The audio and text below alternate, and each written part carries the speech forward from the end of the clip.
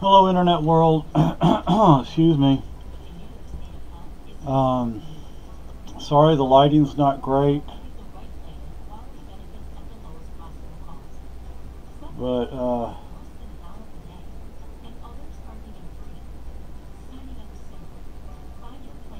my eyebrows. Look at that. Anyway, thank you. I have no idea who did it.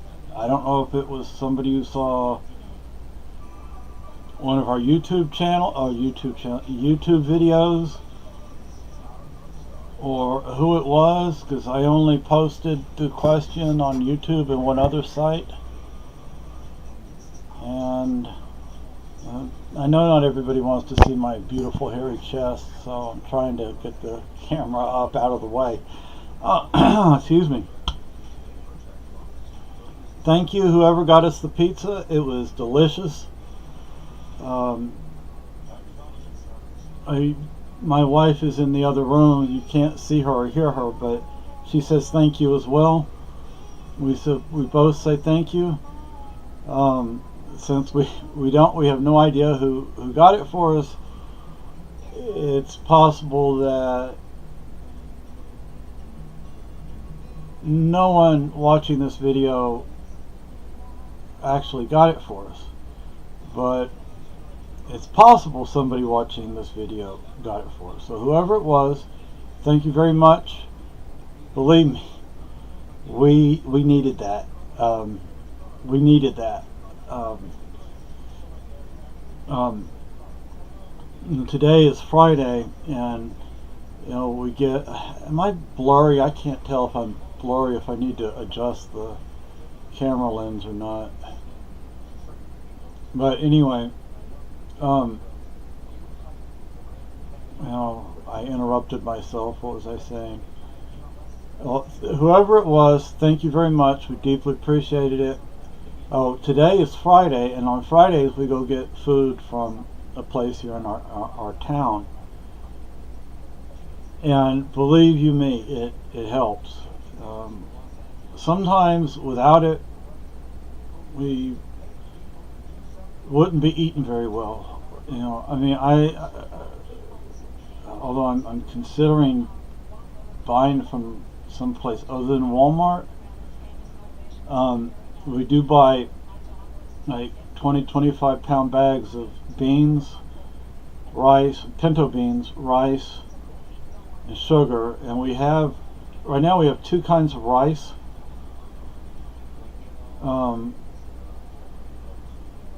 We have, I call it sticky rice. That's what I grew up calling it. You have to understand, I spent 5 years as a boy on Okinawa, from preschool through second grade. I know I went through second grade. I think I went almost all the way through second grade on Okinawa before we moved to the States. And look, there was a lady who had a cart. She pulled it through our neighborhood. This was when we lived off base. Because we lived off base longer than we lived on base. When I started school, I'm talking like kindergarten, first, second grade. When I started like kindergarten and first grade, that was around the time we moved on base. So it's like first and second grade, or part of first grade, part of second grade, we lived on base. But before that, when we lived off base, this lady, she'd have rice balls. Now they looked huge to me. I was a little boy, so they looked like they looked huge. And I don't know if I could make this, because I don't know how difficult it would be to get one particular ingredient. But the rice ball that I loved the most, it did not have anything in the center. A lot of rice balls, there's like a gift, if you will. It's like a little treat in the center, like a piece of food of some sort. But this rice ball didn't have that, at least not that I remember. Maybe it did and I just don't remember. But it was a rice ball. Again, it looked like a basketball to me. But it was just, it's glutinous rice, sticky rice, and she would she made this stuff. She made this stuff at home, and this is not stuff you went to a store and bought. I mean, yeah, you could buy stuff like that in some stores, but not every store. I'm talking about food from my childhood that I loved, right? We didn't have pizza on Okinawa, not that I ever remember. And it was just a rice ball, and it was lightly coated. The outside was lightly coated in cane juice, sugar cane juice. It was, when I say lightly coated, you definitely tasted the sweetness, but it wasn't overwhelming. It was light. It was like a light coating of cane juice. And oh, I love that. I don't know if I could even find a recipe for that. It's like I have a tofu press that I've never used because during I think it was actually after the clean out. Which is interesting because even after the clean out, I still find things to get rid of. I have been finding books that I have duplicates of. I donated a couple to the library. I didn't tell them. I just put a little sticker. As I had bought after my wife passed, I bought these book plates. And I wrote, in memory of, and I put Carolyn's name on there, and then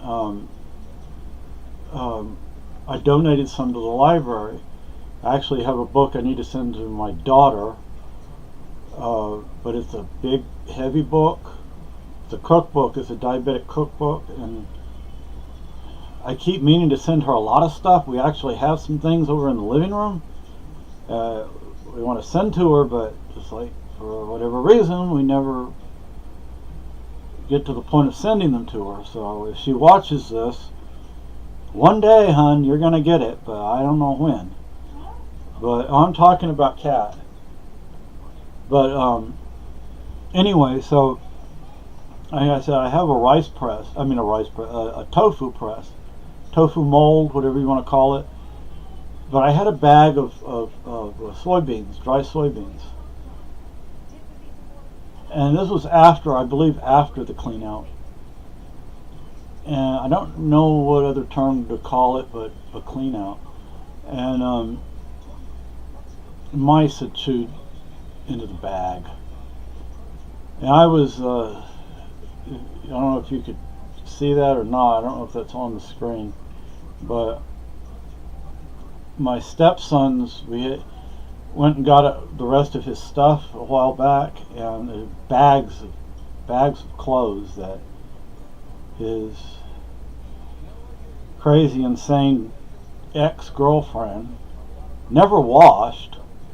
They were just dirty clothes, and they were taking up room in here. It was hard for us to get around in here, so I threw them outside today. And then this vehicle pulls up, and I look out the window. I'm like, oh no, it's the landlord.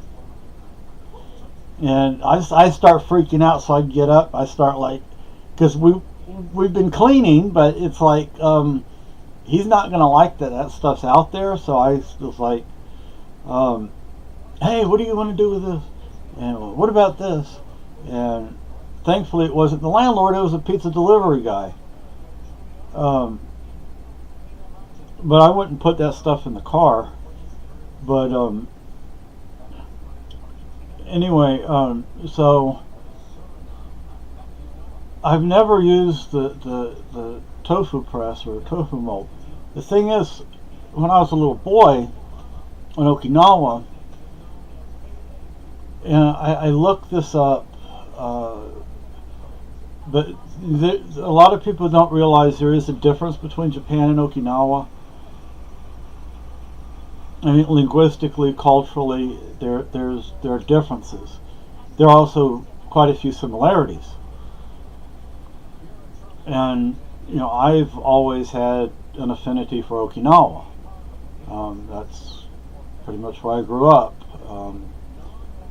So, and when my dad took me places, like if we went camping, if we went island hopping, if we just, we went somewhere. But sometimes my dad would just take me places. I don't remember why. It didn't matter why. I was with my daddy. And we'd stay at traditional inns,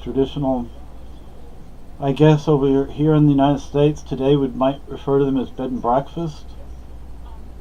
But I looked up Japanese traditional inns last night, and I am probably going to butcher this word, and not out of any sort of disrespect or anything, just because I don't speak Japanese. But and it sounds very similar to Ryukyu, right? The Ryukyu Islands, which would be Okinawa, and the islands of Okinawa, the Ryukyu people would be Okinawan people. At least generally speaking. I mean, there may be some details that I don't realize or know, but there's a traditional type of inn in Japan, and Japan has two of the oldest inns that are still operating on the planet. I think one or both of them go back like the 700s. Was it 700 BC or 700 CE? I don't remember, but I mean, we're talking old. And it has a similar name as Ryukyu. But, I was watching, a while back I was watching, or I played a Chinese language video, teaching video. And not that I was going to learn Chinese. I'm not going to learn Chinese, at least not anytime soon. It's definitely not on my list of things to do. But the slight differences in the sounds of Chinese words can actually be very distinct. It is very interesting. I found it very interesting. So, when I say Ryukyu, I'm talking about Okinawan, but there's a type of inn in Japan that sounds somewhat similar to Ryukyu, but it's Japanese. It's distinctly Japanese. It's not Okinawan. And boy, oh boy, let me tell you what, they look like nice places to stay. Not cheap from what I could find online. I mean, from the descriptions I read, they're not cheap. But my dad would take me places like that on Okinawa. And we ate Okinawan food. And it wasn't odd or strange or anything like that. I was used to eating things like that at the time. I remember when we moved to the United States, our first breakfast in the hotel in Houston, and the guy behind the counter asked my sister what she wanted to eat. She said rice and milk, and he looked at her like, what? So, but we ate stuff like, I don't remember eating that. Maybe when I was really, really young, when we first moved to Okinawa, but I doubt it, because I was probably about 3 years old when we moved to Okinawa, 3 or 4. So that's probably not what I was eating, but my sister loved it. And anyway, on Okinawa, there's a type of tofu. And for the life of me, I cannot find a recipe for it. It's made with peanuts and sweet potato, not soybeans. Made with peanuts and sweet potato, and Okinawan sweet potato. Now, how do I say this without being disrespectful? My mother says she didn't like Okinawa sweet potatoes. She said they were, what's the word she used? Anyway, it was like very mild. It wasn't as strong as the sweet potatoes we eat here in the United States. I don't like sweet potatoes.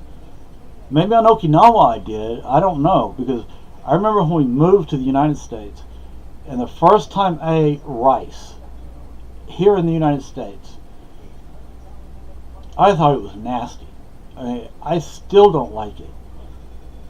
It did not stick together. It smelled different. It tasted different. It had a different texture.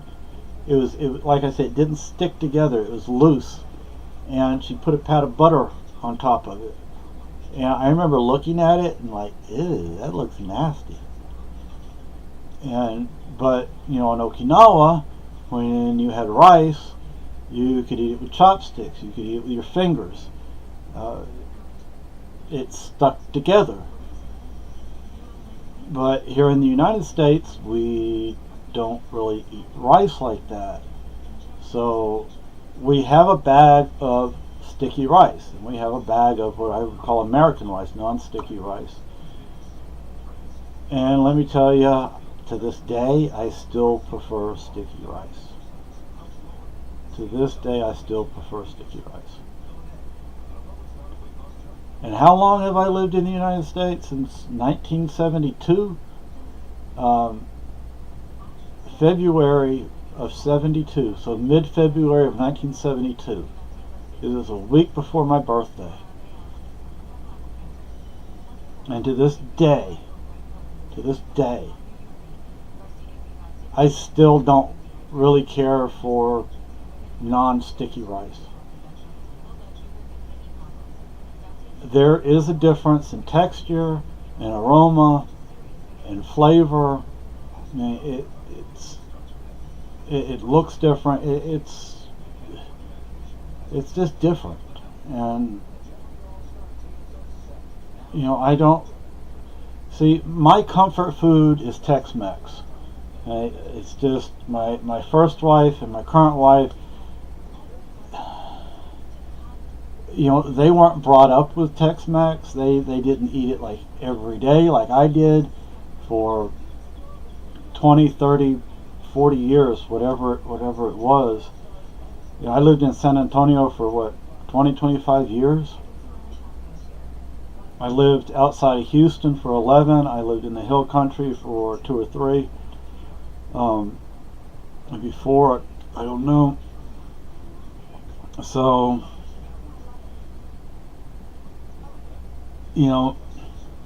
Mexican food, it's not really Mexican food. I've been to Mexico. I've had Mexican food in Mexico, and it is different. It's actually healthier than Tex-Mex. It's interesting. You compare the way people eat, say, in San Antonio to the people in Mexico. And you have a serious obesity problem with parts of the Hispanic communities in South Texas. And a lot of that has to do with nothing more than the diet. It's not that they don't get exercise. The people, they walk around, they move around, they're not just sitting there. So, the people in Mexico, they get exercise too. Maybe they get more exercise than most people because it's a third world country. They don't have the amenities that we have. But anyway, so in Mexico, when I was there, because we stayed with families, I was but wasn't a tourist. It was a missions project when I was in college, and they were eating fruits and vegetables. Of course, lots and lots of beans and tortillas. But see, I happen to like lots and lots of beans and tortillas. Canned refried beans aren't that good. But if you make your own refried beans, ooh, yeah.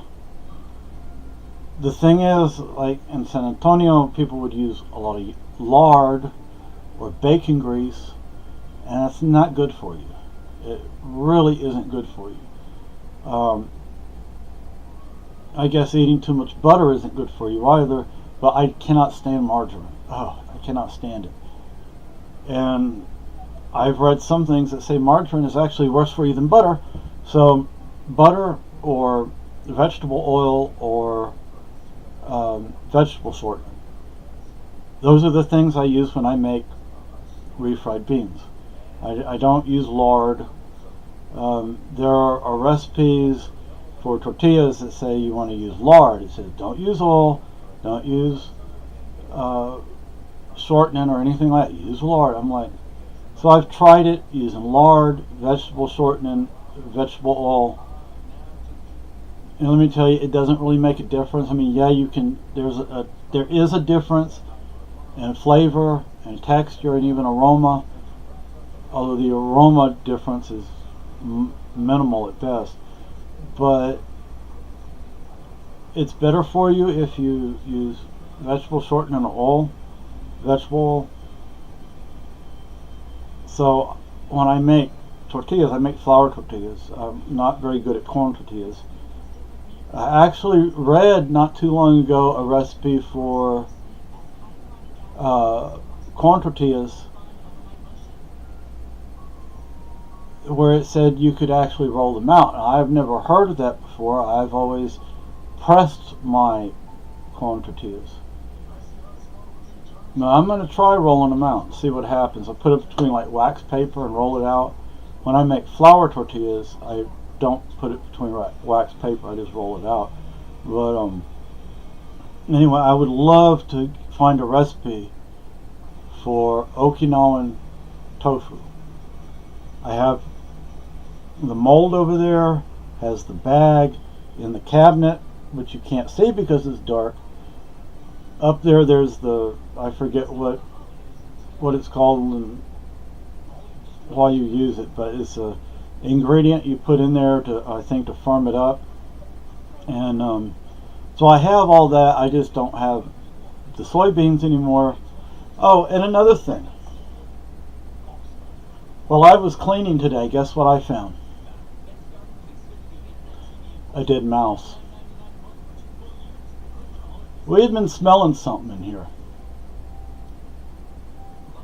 and I thought it was just some dirt on the floor. I hadn't looked at it then I was sweeping, and I was like, oh my gosh, it's a dead mouse.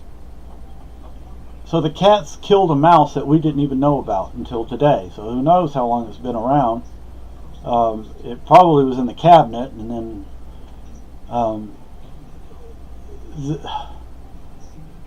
the mice do not get in the flour, the beans, the rice, pasta, or anything like that. They get in the drawer, and they go after like taco seasoning, you know, that's in the little packets that you get. Like, we went to Taco Bell a few weeks ago. I don't know, Taco Bell really isn't Mexican, but you have to take what you can up here. So we had a bunch of these. And by the way, Taco Bell taco sauce is actually better than it used to be, a lot better than it used to be. So kudos to Taco Bell on that. But they'll get it, ketchup, mustard, these packets. They chew these packets open and eat whatever's inside of them. But they don't get into the real food. The real food, still real food. They don't get into the flour, the rice, the beans and stuff. I don't know why. I don't know, maybe they're looking for moisture. But we usually know if there's a mouse because the cats will get right there at the cabinet door and they'll just stand there real quiet looking. Now the baby Misty, she doesn't hunt mice the way the others do. No, 3 of them hunt mice. The other 2 don't hunt mice that we know of. The baby, she just right in there and grabs it and comes right on out with it. The other 2, the 2 boys that hunt, I think they taught her to hunt. The 2 boys, they'll just real quiet, just sit there, and then they'll get in the cabinet and they'll just stand there like looking at it or looking where the sound's coming from. They take their time, but Misty, the baby kitty, she doesn't take her time. She goes right after them. So that's kind of neat, you know. But so I'm wondering if maybe she's the one that killed that mouse. Like, oh boy. Whoever got us the pizza and the drink, thank you so much. We definitely needed that.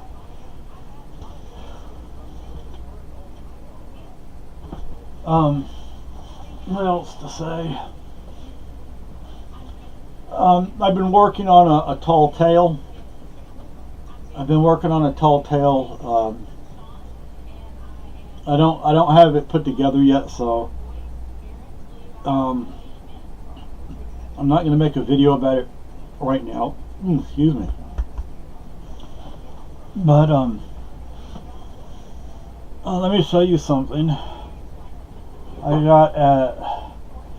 We went to, instead of going to the Walmart in Keene this month, we went to the Walmart in Hinsdale. I guess because it's Christmas time, you know, they were actually out of a lot of stuff, and that's a super Walmart. It's the closest super Walmart to us. I think the reason they built the super Walmart in Hinsdale is because it's closer to both Massachusetts and Vermont. New Hampshire does not have a general sales tax. And we have a hot food and beverage tax, but we don't have a general sales tax. So you can go to the grocery store, and as long as you don't buy hot food, there's not a tax on it. But you go to a restaurant, there's a tax on the food. But I bought these.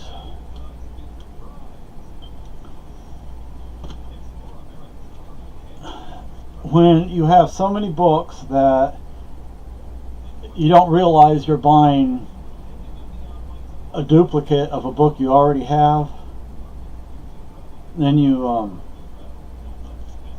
know, and this desk that we got a few months ago, actually I think we got it in the summertime, it gives me a lot more room, and it has 2 or 4, I think, has 2 drawers for these. So this has, I think it's 300, I think is what it says. Believe me, I have more than 300 books. This will be just a start, but my wife in there says you need to keep track of the books you have. If she's right, I need to buy 2 more of these, so I can, maybe 3 more of these, because I want to, for those who are old enough to remember card catalogs, I don't even know how they do books now. I guess you go and use a computer in the library. Books used to be divided by subject, author, and title. And that's what I'm going to do. But I'm going to start with the books I keep in the house. And I have books in there stacked up because like I said earlier in this video, we're still getting rid of stuff. Believe it or not, we're still getting rid of stuff. And I had a bookcase that I built against the living room wall. Well, that bookcase isn't there anymore. The bricks and the boards that I built it with are outside, stacked up neatly. And we haven't had any snow, so I haven't had to worry about the plowing stuff away. I mean, this has been one weird winter. I like the cold. I actually love the cold. That's an understatement. I love the cold. I have a very dear family member who's surprised, or was surprised, that I would like this kind of weather after spending, 40-45 years in Texas, where you have 2 seasons, this summer and last summer, or this summer and next summer. And you come up here and you have 5 seasons. You have 5 seasons in northern New England, or it's not called New England anymore. It's called New Ireland. That's the name I give it. And New Hampshire is not called New Hampshire. It's called Nuevo Kerry, so New Kerry, like County Kerry, Ireland, where my family's from. So we have not had much snow, and to me it's not winter time unless there's a lot of freaking snow. Over on School Street, which is next to us,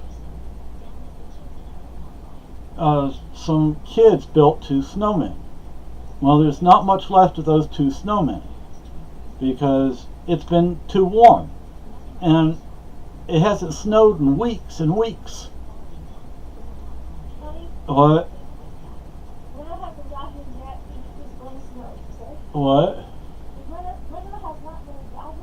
Yeah. If you didn't hear her, she said winter hasn't really hit us yet, and it will snow. And I guess she's right. I hope we have a white Christmas. Right now there's just basically no snow out there, and I like the freaking snow. So it's like, okay, when I said 5 seasons here in Nuevo Kerry, you have springtime, you have early summer, you have midsummer. Midsummer is hot. It's hot like it is in Texas. No, it's not. Well, it gets to 100 degrees, honey. Sometimes. The humidity's not that bad up here. So you have springtime, early summer, midsummer, late summer, and then wintertime. I guess you can even divide winter into 2 or 3 seasons, because you have the more mild part of winter, and then you have the real winter, which is like late December, starting in late December or January, going through February or March, maybe April, and then it starts to thaw in April or May.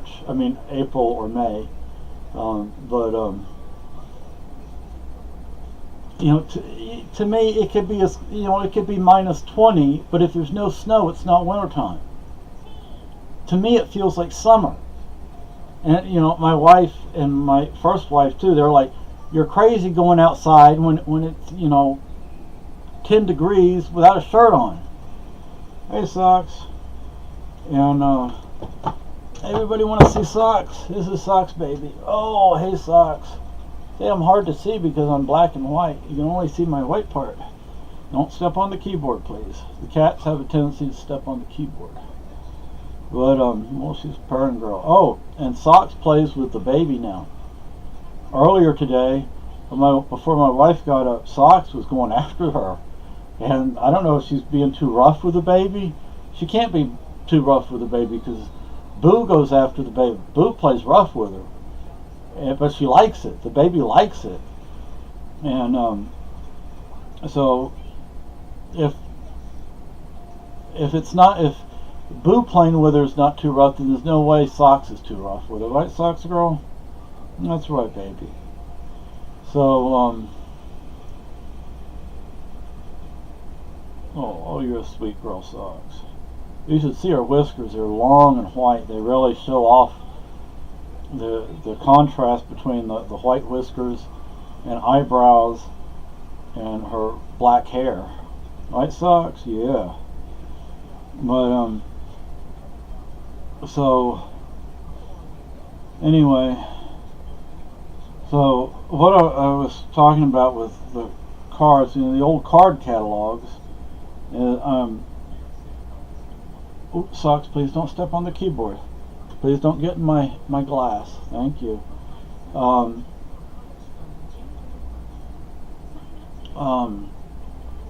want to go through the books, and actually I'm going to have to print because I don't have a typewriter, and for those who've never used a real typewriter, it's not the same thing as using a computer keyboard. You have to really push down those keys. On a typewriter, you really have to push down those keys. I'd love to get an antique typewriter, an older typewriter, say no later than the 1950s. And there's the baby. Are you looking for your sister to play with? There's the baby. Hey, Miss, do you want to say hi? Say, I'm a little mouse hunter. Yes, I am. She's purring too. So anyway, even if I got a typewriter, well, you know what? It'd be worth learning how to use a typewriter. Please don't step on the keyboard, Socks. Socks, want to say hi to the world? Say hi. Say hi. So,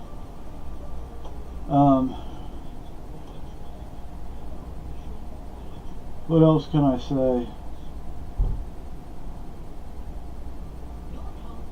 I was talking about Walmart earlier, and when we went to the Walmart in Hinsdale, it's interesting that the Walmart, I think the reason Walmart in Hinsdale didn't have some of the things that they normally have is because it's Christmas time.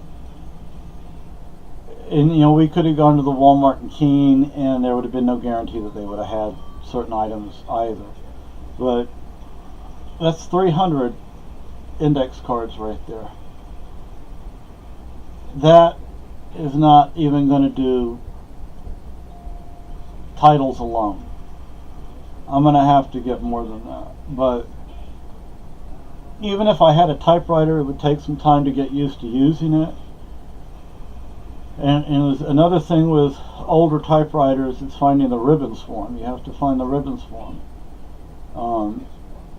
For those who may not know what I'm talking about a ribbon is the ink. It's like a piece of cloth with impregnated with ink, either black ink or a blue ink. And anyway, so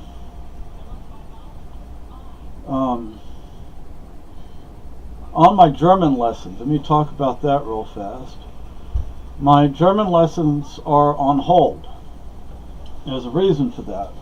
I had started my German lessons online, and then we lost internet for a month, and I'm like, I need to restart what I was doing, and I was having difficulty with some words, and what I should have done is talk to one of my cousins, because she's a linguist. And I have this tendency to not ask questions sometimes. A lot of the times I don't ask questions. I just keep going on with something.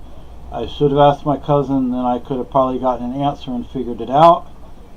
Or maybe not, I wouldn't have figured it out, but my cousin could have explained something to me, and then I've been like, I understand. The sign language there. I took 4 semesters of ASL, and I don't remember anything. So, when I was in Austin, the school for the deaf was like sort of across the street from where we were, and like if one of the kids over there had like test or something, sometimes they'd send them to where we were, and they'd stay over there for a day or two. And so I learned my manual alphabet. I still know the A, B, C, D, E. I still know my manual alphabet. I know how to count, but like I don't remember all the signs in 4 semesters in college. Well, my 4th semester, I didn't finish that semester. I was making A's and B's in ASL. A's and B's. One paper I wrote,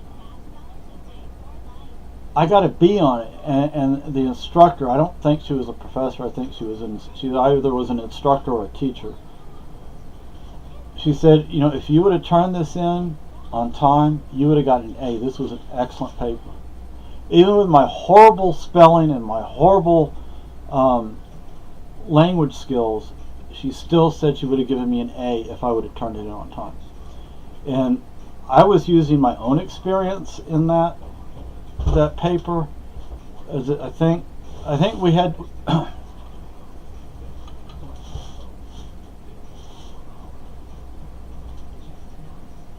One of the cats is into something. I hope it's I hope it's not another mouse.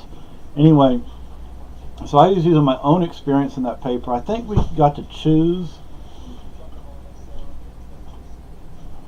I think we got to choose the topic, or maybe we were given a list of topics, and mine was on education, education for the deaf, and my my thing was like, well, I don't remember everything I wrote, but the gist of it was many times they will stick a deaf kid in a class and just expect the child to learn by osmosis.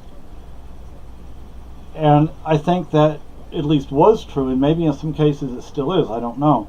I know in my own case, I've hard of hearing. A lot of people don't realize that, but then other people do catch on to it. I had 2 hearing aids in my life. One when I was a teenager. The state of Texas paid for that. And then one in the mid-90s, 94, 95. My aunties in Canada paid for that. Hearing aids are expensive. They are expensive. I was thinking when I got my first hearing aid, it was going to be one of those you strapped on your chest. Because the deaf people that I knew, that's the kind of hearing aid they had. And I didn't want one of those. But it wasn't. It was the newfangled ones you put behind your ear, but it had a wire that went from... You had one on one ear, which was a microphone. Or, yeah, it would have been the microphone on my right side. And on my left side, it would have been the earpiece. But they were a lot bigger back then. Now they're really small. And Sorry, honey. Oh. This box. Okay. See that beautiful foxy woman was there? Look at that. Look at that. Ooh. She could be in Playboy.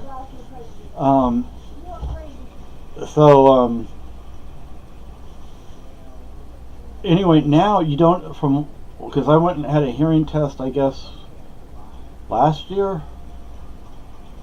I think it was last year, this year or last year. Anyway, and the audiologist was, we were talking to her, and she said, they don't even have a volume control anymore. And now sometimes you don't even have 2 earpieces, you just have one. And I'm like, wow. I remember when I got my first hearing aid. No, not my first. Yeah, my first. I'll tell you a story about my first hearing aid. I walked back on the unit, and I walked out of the elevator, and on the far end of the unit, where they had a TV, ping pong table, pool table, and bumper pool table. I think that's what they had. What? Oh. And I stepped out of the elevator. Bang! Somebody had broken, however you call it, you break the balls or whatever when you're playing pool. I heard that from the other end of the unit. And then when I got my second hearing aid, I was walking down the road, and there was this tree. There was like a privacy fence. It was on blanco, which means in English would be white. So you really wanted a privacy fence because you had all the cars going by. It was I wouldn't call it a main road, but maybe a secondary road, but it was not a neighborhood road and not a neighborhood street. It was, like a primary street. And I'm walking in, I'm going to this little convenience store, the closest one to where my apartment was. And I walk by, there's this tree there, but I heard a bird. This bird chirping. I smiled, I was like, wow, that's so cool. And the microphone part is on my right ear, and it was my left ear that was facing where the bird was at. I was like, that's far out, man. I still say far out. It's like serviette. I say serviette. I think serviette is far more polite than to say napkin I don't know how much I should say on that point, but like we use paper towels for serviettes. This is a serviette. A napkin is not the same thing. A napkin is a hygiene product. Let's just put it that way. So it's a serviette. I picked that up from my family in Canada.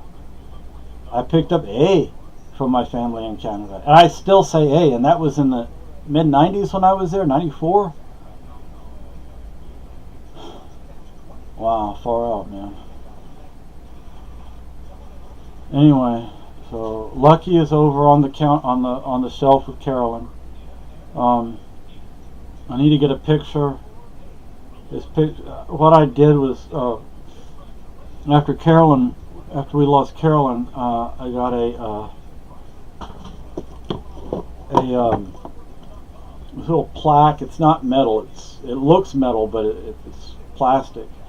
And there's a picture of us that's engraved on it from when we went to the county fair.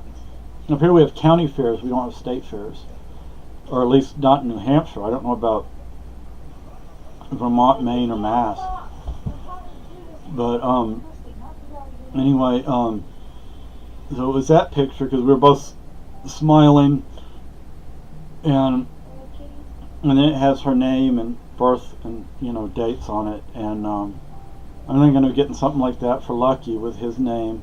And I have an envelope over here with some of his hair and toenail clippings and stuff that I want to put in his urn.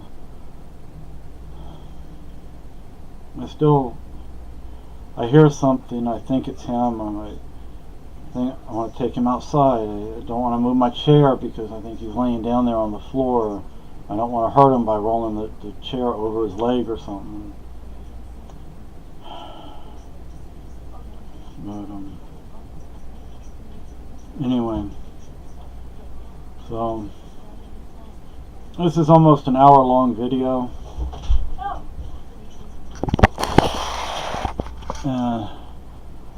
She's trying to do something in there with a box, and anytime you get a box around a cat or cats, and I'm not talking about you cat, I'm talking about kitty cats, the cats are going to want that box. No matter what, they will want that box. I took a box out of here the other day that we got because we get stuff delivered from Walmart, like the bulkier, heavier items that we don't want to have to lug around. We have to take it off the shelf, into the cart, out of the cart, onto the conveyor belt, off the conveyor belt, back into the cart, out of the cart, into the car, out of the car, into the house. But if we have it delivered, they bring it into the house or they put it right outside. All we have to do is open the box and take it out, and that's it. And I'm still having issues with my right arm, my left arm, excuse me. I know the difference between right and left, don't I? I'm still having some difficulty with it. I think it was a couple of months ago, I went out and shot some, and when I did that, I realized how much work I still need to do on my left arm because I was having a hard time. One of the guns is a 22. For those who don't know, 22s are small, light guns. It's a long gun, but I was having a hard time just with the 22 holding. Now, if I would have held it up with my right hand, I would have been able to do it. But I'm right-handed, so it's my stance on my stance is. I learned this from Jack Dempsey. For those who don't know who Jack Dempsey was, he was the greatest boxer ever. And he said, what was it?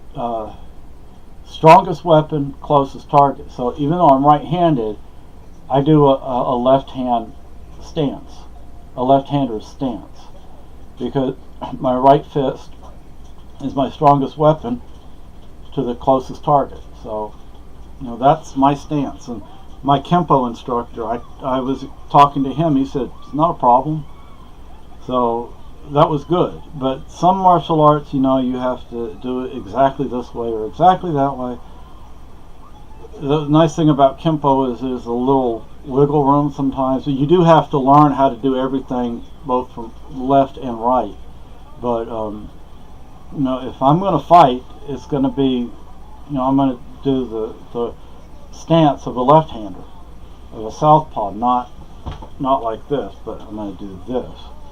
I'm not saying that's how my stance is, but I also wanted to say something about Taekwondo.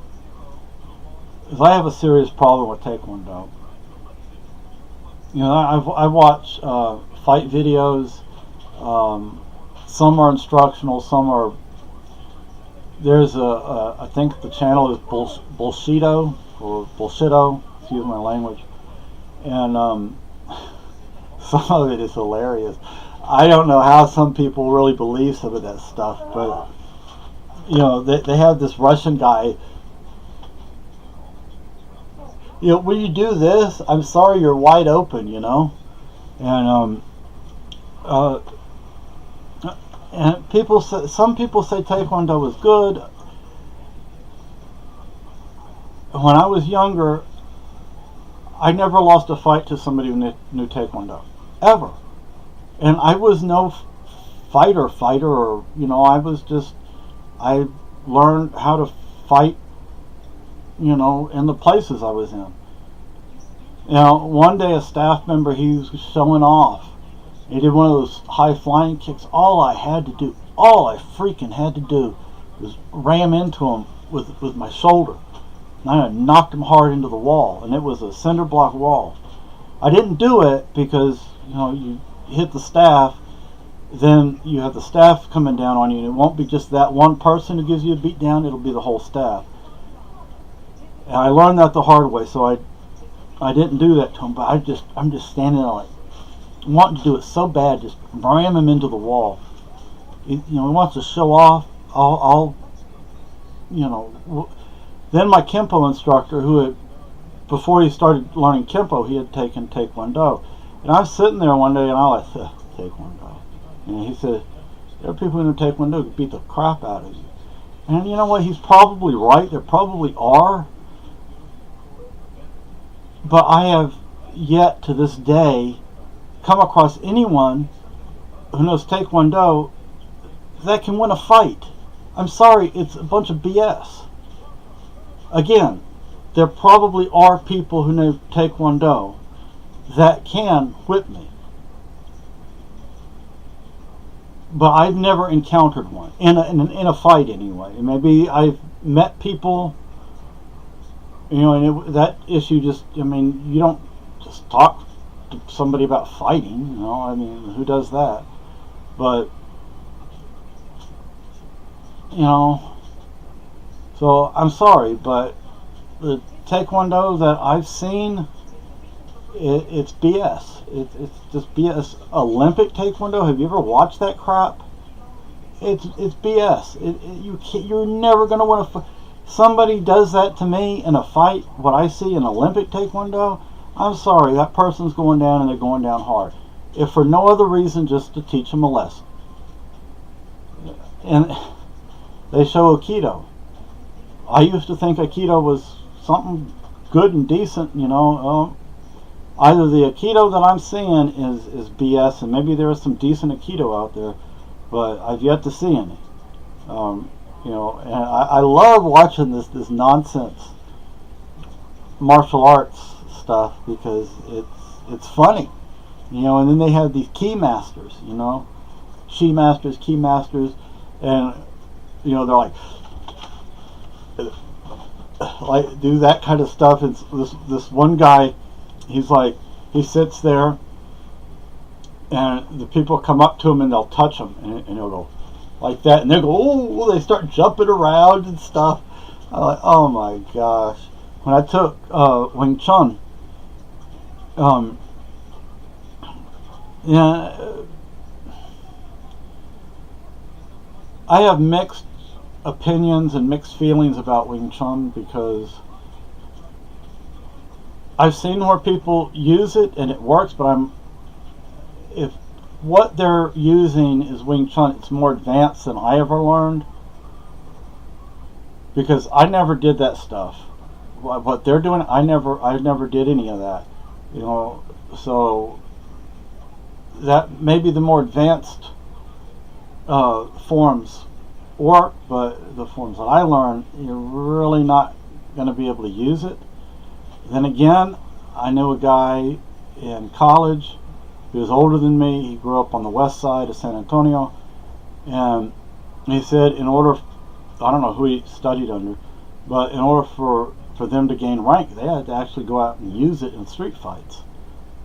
And that guy was fast. He was a big guy, and he was fast. You wouldn't think somebody that big could be that fast. And so maybe there is some Wing Chun that actually works, but what I learned, I wouldn't try on anybody. You know, I would, geez, I don't know if I could even fight anymore. It's been decades, literally decades, since I've been in a fight. You know, there's a, what do they call him, the GOAT? I don't remember his name. I think both his parents are from Russia. And he's a sucker puncher. I know sucker punchers. I used to be one. In middle school, I got expelled from middle school really fast. I was in middle school 2, 3, 4 weeks. I was out. I would go up to the biggest guy I saw and I would sucker punch him. I mean, I hit him hard enough to knock him to the ground. If these guys would have got up and fought me, I probably would have been in bad shape. They probably would have hurt me really, really bad. So sucker punching somebody is wrong. In a self-defense situation, it's not wrong, but just to go do the crap that I was doing, it's wrong.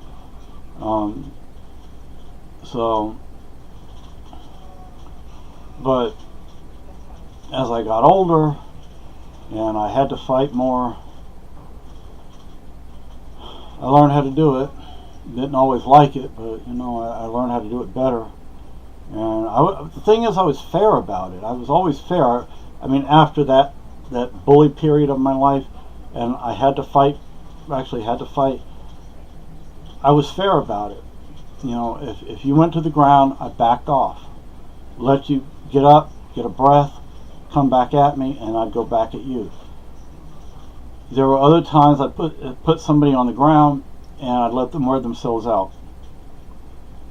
So I took wrestling for a summer term, and during high school I loved it. I loved wrestling. I wasn't that good at it, but I loved it. I loved the competitiveness, the physicalness of it. I really enjoyed that. This is an hour-long video now. So I intended just to make this video about thank you for the pizza.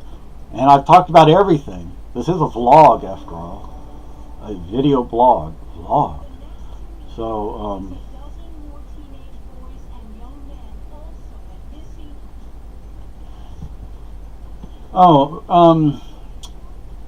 we had a situation. We just found out about it today. Sex trafficking. And you know what? With all honesty, the first time I heard it, I didn't hear it. My wife heard it, and she mentioned it to me. So I didn't catch the whole thing on the TV, so I looked it up online. Northern New Ireland, Maine, New Hampshire, and Vermont is where it was going on. And this couple, I think the couple lived in Concord. Oh, they lived in Maine? Okay, so they lived in Maine, if you didn't hear. They were bringing women from China, and they were holding them against their will, and they were forcing them into prostitution.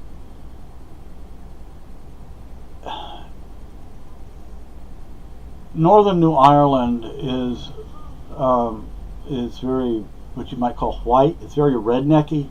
We're a very redneck state. Even Vermont is a redneck state.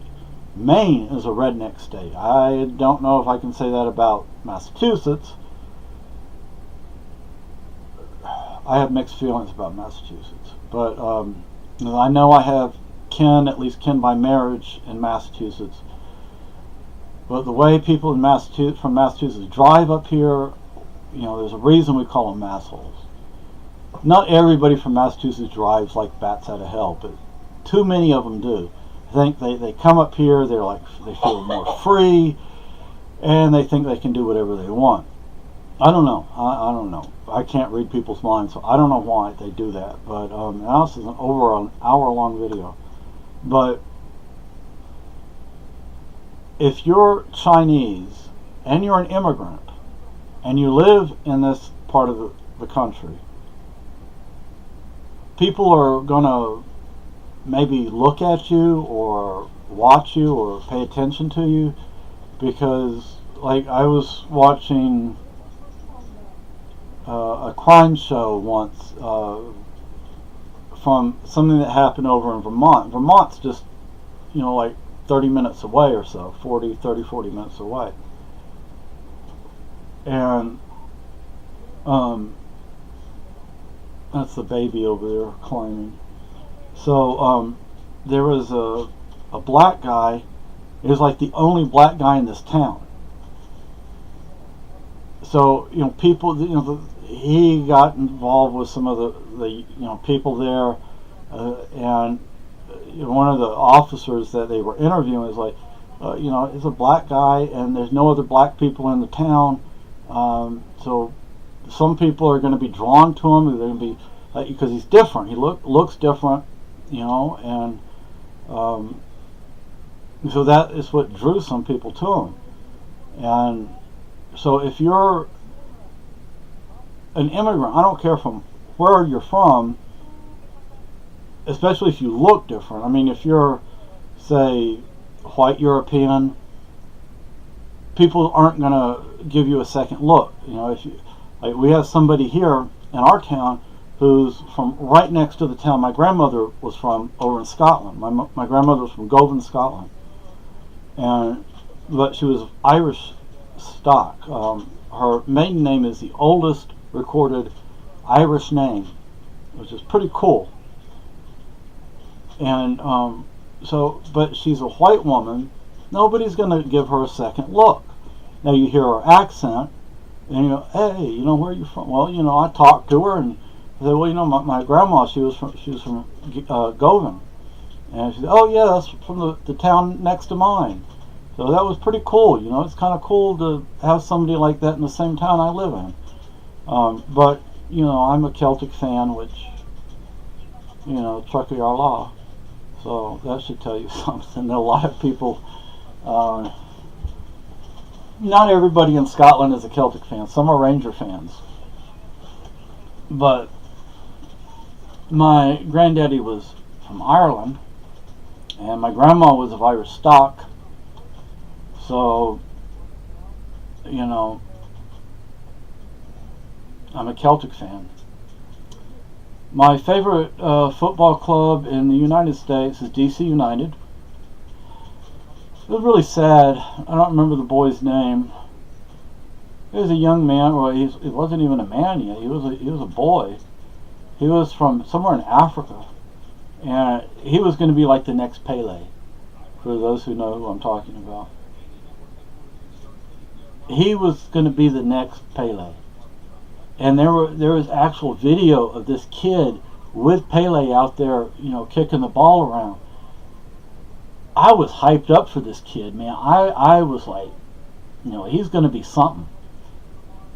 And he turned out to be a dud, which is sad. I mean, I feel bad for the kid. Look, if I competed against that kid, he would wipe the floors with me. But compared to pro footballers, he just didn't turn out that good. He's mediocre, I think, at best. So that's sad, though. But I still like DC United. Hey, Misty. Oh, Hey, Misty, say hi to the world. Say hi, world. Say, I'm getting bigger and bigger. But see, I don't have a tail. My daddy, he's always telling me, asking me when my tail's going to grow. Daddy says he's going to get some cattail food. Instead of feeding it to the cattails, he's going to he's going to pour it on my tail. Anyway, so I guess that's all I have to say. I doubt anybody's going to watch this far into my video, but thank you, whoever got us the pizza. Thank you. We deeply appreciate it. It made a big difference for us, believe me. So everybody have a good day.